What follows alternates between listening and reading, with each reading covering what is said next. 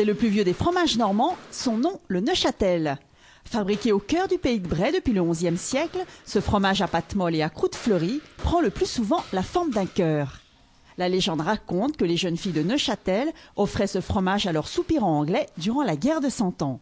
Aujourd'hui, 30 producteurs se partagent le marché de ce fromage au goût unique et salé, labellisé AOC depuis 1969. C'est le cas de Frédéric. Ce jeune producteur fermier s'est lancé il y a 4 ans dans sa fabrication. Étant dans la zone AOC, tout de suite je me suis intéressé au Neufchâtel et de fil en aiguille, en allant voir d'autres producteurs, des producteurs donc, qui nous ont ouvert leurs portes, ça m'a tout de suite donné l'envie d'essayer et puis aujourd'hui la production est bien partie et pourvu que ça dure. Frédéric produit aujourd'hui 150 000 litres de lait en fromage, l'équivalent de 200 000 petites briques.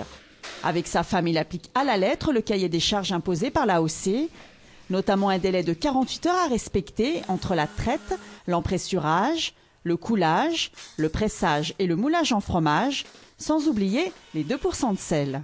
Ensuite, les Neufchâtel sont stockés dans un halloir, un local où s'effectue le séchage. Les fromages sont assez jaunes quand ils sont moulés.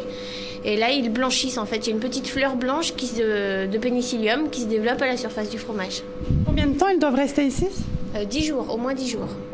Sinon, c'est pas du Neufchâtel en fait, avant. Il s'appelle Neufchâtel au bout de 10 jours. Ce fromage en forme de cœur, de briquette ou de carré sera représenté au Salon de l'Agriculture qui débute le 25 février prochain. 1150 tonnes de Neufchâtel ont été fabriquées dans le pays de Bray l'année dernière.